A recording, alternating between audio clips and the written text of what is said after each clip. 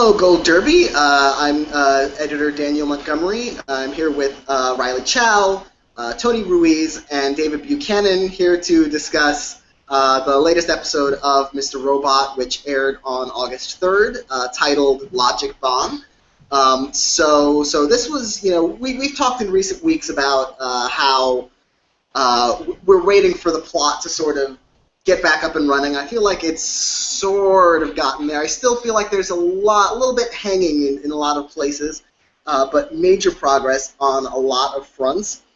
So the first thing I want to talk about, though, is Elliot. And I think we discussed this last week or the week before, Tony and I, or more of us the week before, is this theory that's been going around about how he is actually in a mental institution. And I heard that that theory reiterated somewhere recently, and they sort of enumerated the points, and I'm just like, oh yeah, he probably is, in kind of a deflated way, where it's just like, I don't like it when someone gets ahead of me and they figure something out, and so I'm watching it with their deduction, and it's like, oh well, yeah, now I know. so that's probably why my reaction to last night's episode was a little bit more muted than Tony's was when he contacted me on Facebook last night. Really excited to talk about it. So I will start with Tony. What did you think of Elliot's storyline, and just generally what were you so excited about? I thought what was really interesting was that we're starting to get towards the more normal running times. This episode was only 75 minutes, was an hour and 15 minutes instead of the 90-minute blocks that it has been. I was interested in the fact that this wasn't really an Elliot-centric episode. And, we've talked a lot about how, really Elliot is the most interesting story here. But to me, this was the first time that they really moved away from that, and we got these really long bits away from Elliot, and I was actually surprised at how much I liked it, particularly all the White Rose stuff with B.D. Wong and Grace Gummer. That scene, and we could talk more about that scene in a minute, but I loved that scene. I loved that whole sequence. And of course, the end of this episode was just a literal and a physical, kick in the gut, because now we know Ray's story, and we know that he's certainly got more malevolence to him than anything else. But I really dug this episode. This episode opened a whole lot more doors that I'm really interested to see where they go with it. What were your general impressions, Dave? I agree. I feel like I'm joining these weekly recaps at the right time, because this was the most exciting episode of the season to me. I agree, it had part to do because of the shortened runtime.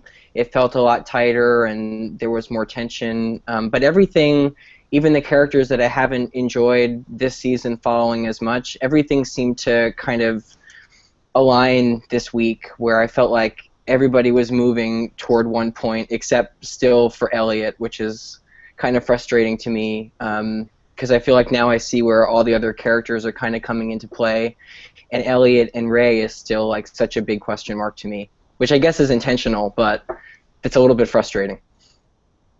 What did you think, Riley? Yeah, I have to agree with that. I mean, I've said before that the other parts of the show haven't really worked for me, that I just want to see more Elliot. But in the meantime, they've actually been progressing in their stories, and now it's actually intriguing. Whereas, again, Elliot is just stuck there, and he doesn't really seem to have anything to do with the main plot. Maybe Ray will tie back in, though. Yeah, I'm really, I'm wondering, because, I feel like the mental institution theory is the more I look at it, I was watching this episode with that in mind, and I was seeing it everywhere. When Darlene comes to visit him, which, by the way, everyone who visits him in the same table, in the same room, in the same visiting area, and when Darlene says something like, oh, where's the horrible lady, or something like that, doesn't reference the mother specifically, so probably not the mother she's referring to. And so every time I see it, it's like, oh, yeah, that's probably... And so now I'm just waiting for them to get there. Which is interesting about Ray in particular. The Craig Robinson character is he malevolent, or is he just kind of a figment of Elliot's imagination, or is he a real person who Elliot is transforming in his psychosis into someone else? I am sort of waiting to see where that goes. It's like the last time he was taken somewhere and abused, it was all in his head, so he could throw up his Adderall. So perhaps this is another sort of mind trick on him. Although in the scenes from next week's episode, we do see him lying in an actual bed, actually injured. So we'll see where that goes next week. But I want to key in here because I think one of the major places we've moved forward this week, which is moved forward, but at the same time I think it added questions without answering any, is with White Rose, who turns out to be the China's Minister of State Security, who is somehow masterminding this whole thing to some degree. And so the FBI is visiting China to get information from him about the Dark Army and all this sort of. And so I feel like all this sort of stuff is opened up, but it did give B.D. Wong more spectacular material. I don't know how many episodes he's going to be in, if he'll be a more guest or more supporting this season. But I'm all for more B.D. Wong screen time. Oh yeah, and the scenes. I don't know if anybody else felt this way, but the way B.D. Wong is playing this, those scenes with him and Grace Gummer, in the clock room, and then in his kind of office, looking at that painting about revolution and stuff like that.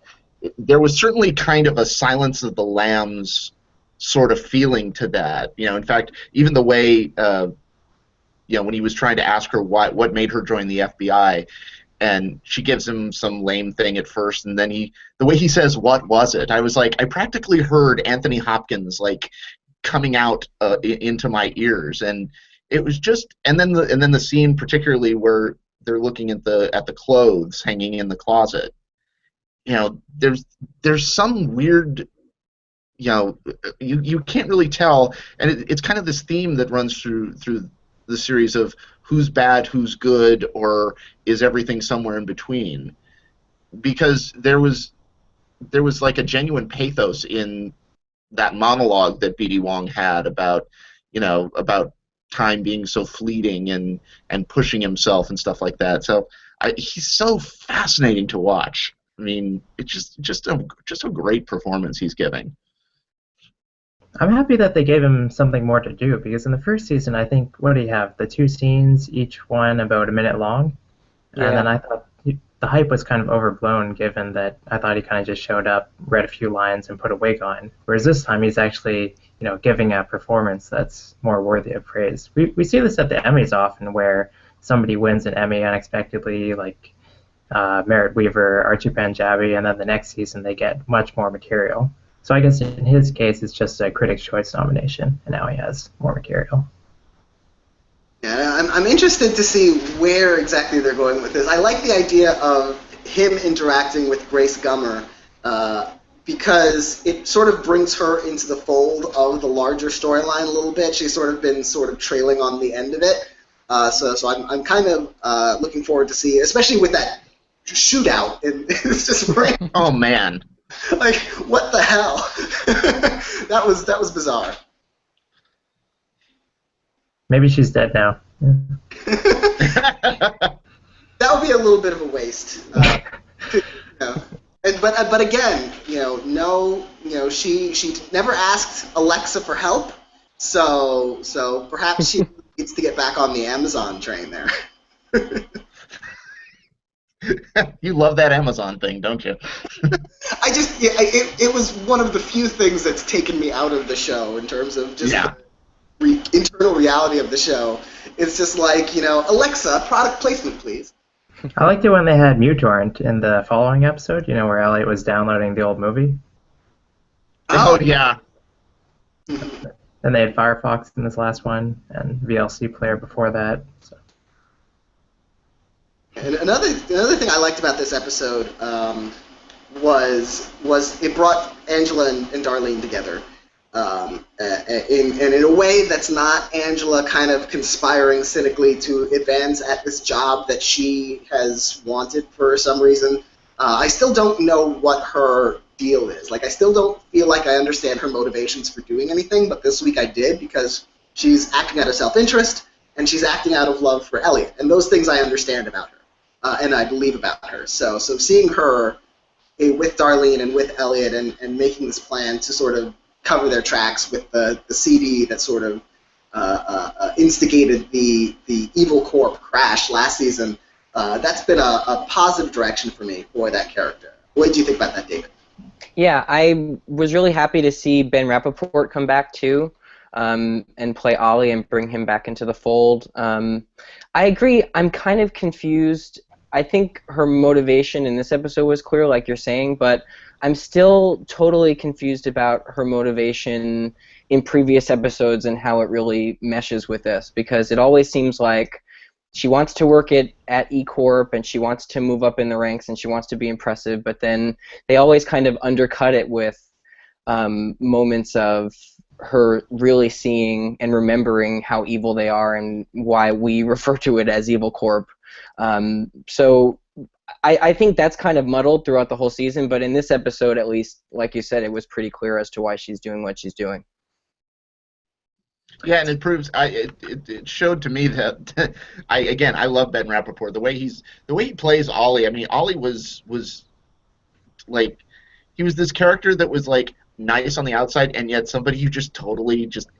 I was like, oh, you give me the creeps, and he still has this kind of desperate sort of. I mean, he's not good at hiding what he's trying to do at all. It's like, yeah, think it might have anything to do with that CD. It's like, why don't you just hold up a sign that says "I'm taping you"? And I mean, it was nice to see her kind of actually for once be in control or take control of a situation and figure out what the hell is actually going on too, because she's always seems to be so confused by all these bigger players. So she finally actually understands what's happening in a given scene. Yeah, my theory is that, like, or at least my hope is that by the end of this season or something, Angela will just be fed up with everyone. She'll be the one gunning down people in office, and she's going to take over with Joanna, Lady McWellick. Lady McWellick. and they're just going to run everything. That's another major storyline of this week was Joanna Wellick and the incredible missing, her husband Tyrell, who is still MIA and leaving her weird packages and calling He's the phone. still in the credits every week, which is very bizarre. Yeah. I don't know. Maybe they have him running by as an extra so he can get paid that week. Week to week. But he's just. I mean, we know he's coming back because he's in the credits, and or otherwise it would be really, really lame for them to drag that out only to realize, oh, he's dead. So it's almost guaranteed he's coming back, but in what capacity and when is the question. And but also, the major thing that happened with her was the killing of this guy who's covering something up that we still don't know the full extent of, but now she has killed this person and gave a whole monologue about why she killed this person in this way. What are you guys thinking about that scene? Creepiest scene ever. And again, what was interesting about this episode, this is the first episode this season that wasn't written by Sam Esmail. It was written by Kyle Bradstreet. Esmail's still directing, and I never cease to be amazed at the weird sort of, the choices that he makes in his camera shots. And that scene where Lady McWellick is talking to is basically holding the baby, and yet explaining why, she makes sure that this guy is aware of why he's dying because she thinks that somehow is more respectful, was so creepy and so dark. And I was like, wow, that's, to her it sounds perfectly logical. She feels like she's doing this guy a favor, and we're yelling at the TV going, no, lady, you're just crazy. I thought that was a brilliant scene. That whole montage of how they did that was so well done. Yeah, I don't know. I just felt kind of confused because, what is that guy's deal? Why did she need to kill him? And I hate to say it, but I think Daniel, you had mentioned last week that the longer that they keep Tyrell off screen, the bigger and better the explanation of where he is has to be. Like, the expectations build every week. And I almost feel the opposite. Like, I almost don't even care where he is or what he's doing. Like, it's been so long and he's not really playing much of a role. Even his absence isn't that interesting. I almost don't even care if he comes back, and that's not the way I felt, at the season premiere. So I'm kind of like, I feel like that's stalling too long. I've also heard that, because I binged most of the first season. Is how I watched it after the fact. And I caught the pilot or the first couple of episodes, and I caught up on the last 8 within a couple of days. And I think this is a show that really does probably benefit from binging, because if you wait until the show is over and watch them in a weekend or something like that, you might be waiting a day for Wellick to come back instead of 5 weeks. So it might be less frustrating on a binge than it is keeping up with the show from week to week, which is not us encouraging people, just don't watch the show, just wait, because TV ratings hate that, and we do want more of it. So, so keep watching the show. Yeah, I think TV does still have to exist on that episodic basis, too, especially when they are airing it week to week instead of on Netflix, say. Although the ratings are down for this last episode again, so now they're pulling, vinyl numbers of the 0.2 rating. Yeah. We got less of Mr. Robot himself this week. After last week was such a major duel between Mr. Robot and Elliot, with his alternate persona. In a way, it was kind of helpful, I think, because last week was such a big week for him, and he is basically a figment of Elliot's imagination. So the idea that we can get the forward momentum on other storylines, which might also be part of this episode having a different writer. It did feel like this episode was much more story focused and much less internal Elliot focused. It'll be interesting. Sorry. No, go ahead, Ryan. Oh, I was just going to say, it'll be interesting if Christian Slater gets in at the Emmys this year because, the Game of Thrones people are out, but this year he doesn't really have a character. He's just there as part of Elliot, so he has a lot less to work with. Yeah, that's kind of what I was thinking is, the downside of having, the Mr. Robot character be a figment of Elliot's imagination is that it really does limit the situations that character can be in, which therefore limits the amount of screen time that Christian Slater has. So he might get in. We were talking before that who knows why they nominate certain people. It's perfectly conceivable that with Game of Thrones not competing next year, that Christian Slater could get in, even though he has, at least at this point, now about just under halfway through the season, that he has much less. He's had much less to do this season than he did last season. And I wonder if voters might hold it against him. They didn't hold it against Ben Mendelsohn this year, but I wonder if they might hold it against him that he's playing a figment. Like, if you're not playing an actual character, it sort of reminds me of Ed Harris in A Beautiful Mind, which, spoiler alert, A Beautiful Mind is about a he's not real. Man. Yeah. But Ed Harris plays such a major role in A Beautiful Mind, but both he and Paul Bettany, who both have prominent supporting roles, they both were ultimately revealed to be figments of Russell Crowe's imagination. Neither of them really got much traction during the award season, even though the film ended up winning Best Picture. And so I can see that sort of being a stigma against this character. It's like, how do you vote for someone who's playing not really someone? And I don't think it's necessarily fair because we see lots of people win for playing flashbacks, and everyone's playing a fictional character anyway who doesn't exist. So it would be unfortunate to play someone who doesn't exist in a non-existent reality. I think they found really good ways. Oh, sorry, Tony. Go ahead. No, go ahead, David. I was just going to say, I think this episode in particular, Christian Slater didn't have a lot to do, but they find really interesting ways to bring Mr. Robot onto the scene. Like, I think it's the first scene, the opening scene with Elliot at the terminal, or it's the second one when they bring in the other hacker and they're kind of talking. and you don't really feel Christian Slater's presence at all because he hasn't shown up, and then he comes from the other side of the keyboard and starts like manically hitting the keys, and that was a really surprising, like that took me by surprise, and I thought that was a useful, really clever way of introducing him when you kind of forget that he's always lurking, on the periphery of scenes. So I think they have to be really clever with how they interject Mr. Robot now, because we know that he's always there. So I think the character has lost a bit of its luster, but if they're able to keep doing things like that, it'll still be really interesting.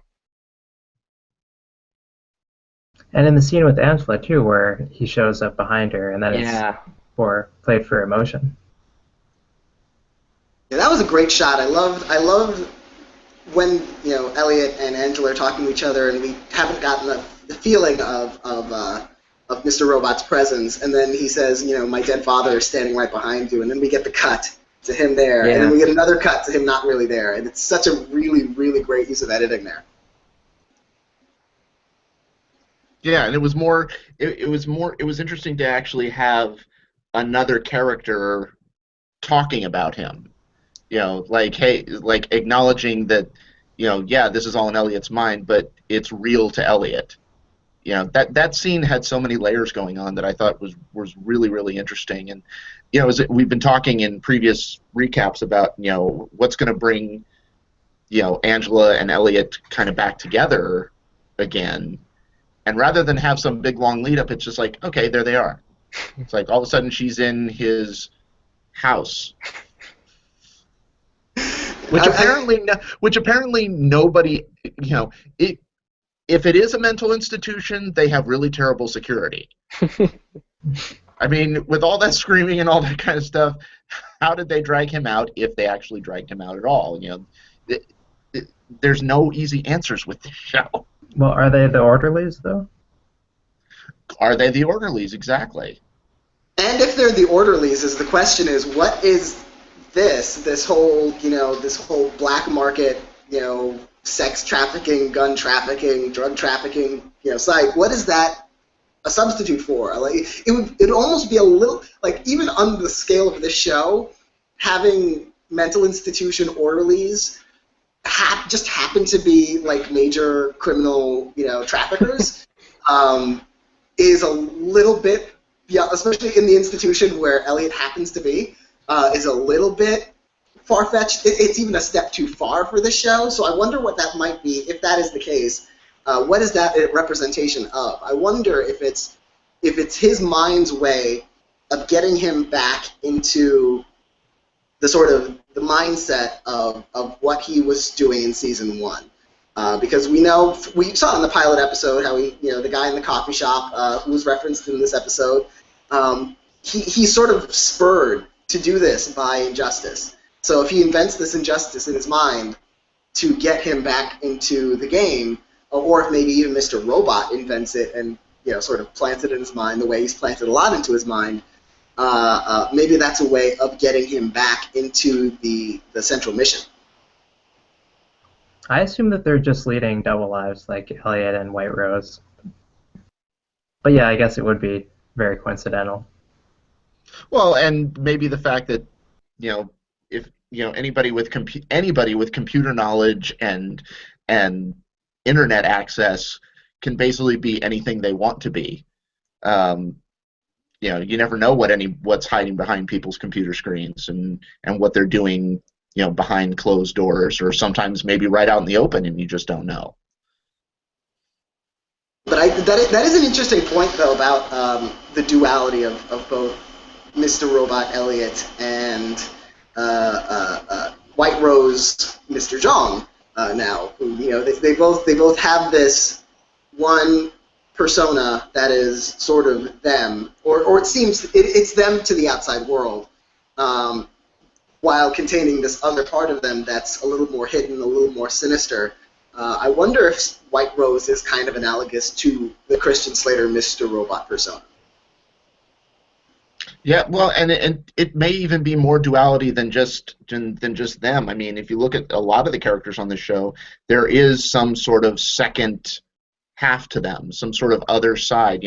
Angela as whatever complaints we've had about that storyline, is she Dual is personalities. That's what explains it. she is trying, at least in some episodes, it seems like she's trying to play both sides. The Grace Gummer character, we still don't know. There's some sort of backstory. She alludes to it with she had this boyfriend and he proposed and she ran the other way. Well, there's got to be more to it than that. The boyfriend was Ollie. Well, and speaking of that duality, wasn't it interesting when Grace Gummer says, because the White Rose asks her, what brought you to the FBI, and she basically says, I'm both repelled by the brutality of the world and fascinated by it. Very much this kind of push and pull sort of thing that a lot of the, I'm starting to see that as a much bigger through line on this show than I had before. That's why these are fun. I read that a twist with the backstory of her character is that she never actually says he or him. She always says they in that scene, so I guess it's a woman that she was almost engaged to. Oh. I didn't notice that. I have to go back and watch that scene now. I never rewatch anything just because I don't like to treat it like homework. So I'm just like, I'll figure it out. but that's interesting. I can see that. So maybe it was Darlene. Ooh. Or Lady McWellick. Oh, that would be so much more interesting. Oh, God. Well, we know that Tyrell swings both ways. Why can't she? Well, Tyrell swings both ways out of convenience to his plotting. I think he is power sexual. So the idea of enacting some sort of plan he's got, he can pretty much get it done with whoever he needs to. Do we have any theories about the shootout at the following the party? I mean, how interesting that the guy falls down and he could easily have taken out the Grace Gummer character right then and there. Instead, he shoots himself.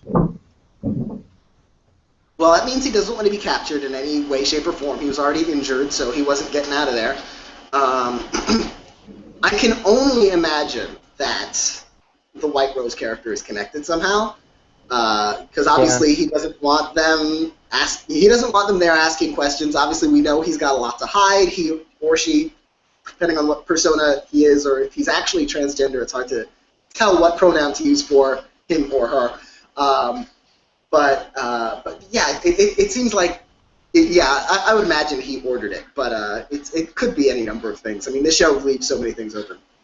And could he have specifically ordered that the Grace Gummer character not be killed? Maybe. What would be the advantage of that? He seems fascinated by her. But the guy does take a shot at her. I mean, it's not for a lot. Oh, that's true. Yeah. It's like, oops, I didn't know you were Grace Gummer. I'll just, Meryl Streep will have me killed. Meryl Streep is behind it all. Although that would be awesome. It just in any, like, if in any third act show or movie, if it's just revealed that randomly Meryl Streep pops up and she's the one who did it, it's like, I'm good. That's good. But I do like, in general, having the Grace Gummer character. We talked a little bit about this before. We don't really have an entry point character to the show anymore, since some of them have died. Some of them, like Angela, have turned to the dark side in a weird way. So we don't really have any sort of accessible people. But the Grace Gummer character didn't start that way. Like, she's sort of odd. She's can't sleep. She's smoking pot with witnesses. But I feel like she's becoming that. Like, she's a little befuddled by everything that's going on in a way that I think is helpful to come into as an audience member. Yeah, what's interesting about her is that she seems to take everything. She seems to take everything in. It's like you can almost see her trying to process everything, at once. It's like, oh, okay, there's this, and I mean the way she just blurted out the whole Dark Army thing in the meeting with Mr. Zhang, and you could see everybody just looking at her like, why would you say that? And she's like, why not? You know, she has this kind of matter of factness about her, and yet a complete awkwardness about her too. That is just, it's really endearing. I thought that was a bit much, how White Rose he takes like a very long moment to pause there and be like, oh, you shouldn't have said that, and then he like turns his charm back on. I think everybody saw through that. It was in the script. Sort of BD Wong takes long pause. Sort of reminds me of that moment from Zero Dark 30 where there's that big meeting and Jessica Chastain blurts out, like, I'm the motherfucker who found the place. That's basically Grace Gumber, except with a little less, more awkwardness, a little less confidence. She was more like Dark Army, so it was less authoritative. But like now that she's survived a shootout, maybe she'll get that authority. She's bound to move up in the line of succession just because probably people ahead of her are dead. So promotion. So is there anything we haven't covered that you guys want to discuss or point out? Any scenes or any specific characters or developments? Did you guys see on Twitter last week, Sam Esmail, before the episode aired, he apologized for it being so long? I thought that was a bad sign that, even he knows. He did a Q&A with Entertainment Weekly that just came out today about the long running times, and says that while he understands, I'm just paraphrasing here, while he understands people's confusion by it, all he would say was that all of it was necessary.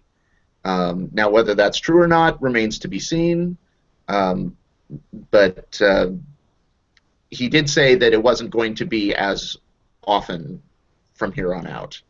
Yeah, I read that this afternoon too. I don't agree. I mean, he pretty much said that he was being sarcastic in his tweet that, like, he's sorry, but he's not sorry because he thought the episodes were really good, and that all the content, like you said, Tony, needed to be there, which I just don't really agree with. There's a lot, I think, in those first few. Well, I didn't feel like any of them were too long. Like, I was invested watching all of them. There was definitely material in those first few weeks that could have been cut or reduced. So I'm not on the same page with him there at all. But I'm glad to hear that we're kind of, based on this shorter runtime this week and the way that the plotting and the pace was, I'm hoping that going forward they're shorter. Or maybe because this was an episode that he didn't write. He didn't feel as bad about cutting material. That could be too. So it's like his own script. No way we're touching anything. I personally don't mind longer. I feel like it needs to be consistent too, because I mean, and maybe it's just the viewing habits of watching a TV show week to week. But you come in expecting a certain length, and there's deviation. Like a lot of FX shows have certain deviations. A lot of shows on HBO or Netflix, they go over, they go a little under. But this has been really significant fluctuations from episode to episode, so it feels like I sort of, like, I'll tune in now like a half hour in advance, catch the back half of Suits, and just to check the running time and the schedule, I'll see, like, all right, it starts at like 10:01, when does it end? And I saw like 11:14, I'm like thinking, okay, I can do that. But like it's consistency that, just as a TV viewer, just because watching these episodes, just the pace of them has been maybe sometimes a little slow, but I feel like the style of them, the dread that he as a director is able to generate in that time, I think is usually worth it. I just feel like, when I look at the runtime, I just go like, okay. Just because I feel like I want to, like, if I know there's a 90-minute runtime every week, I can deal with that. But if I don't, and it's a 90-minute runtime all of a sudden, and it's not a finale, finales I'm a little bit more open-minded about, because obviously they're big events. But yeah, it's consistency I feel like we need to get in on, rather than brevity. Although brevity does help a lot of the time. Well, it So- is the soul of wit. It is. That is actually one of my favorite quotes, and and it's always true in the sense that the shortest way to say anything is usually the best. But maybe these episodes have been the shortest way to say these episodes. But with that, final thoughts. Start with David. What final thoughts for this week or hopes for next week? Anything like that? Just, I guess I'll use that to just comment on what you were just saying. I feel like one of the other issues with the varying runtimes is it doesn't feel like they're thinking about them as standalone episodes, like, you know, a traditional structure or even just a satisfying cliffhanger or climax to end an episode. It almost feels like they wrote and conceptualized a whole season, which is great, but then just started, like, you know, snipping, okay, you know, here's about 90 minutes, here's 85, here's 70. Like, not every episode ends in a really satisfying place that wants me to, like this week, I was on my seat wanting to see what's going to happen next week. This was a really successful end to an episode to lead us into next week. So, yeah, that's a final thought. Tony?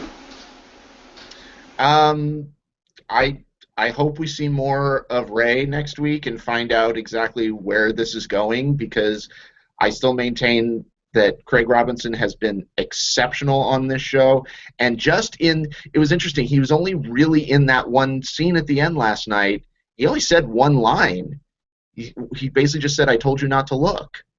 And it was a completely different character we were looking at. And I'm so fascinated to see where this whole thing goes. And Riley?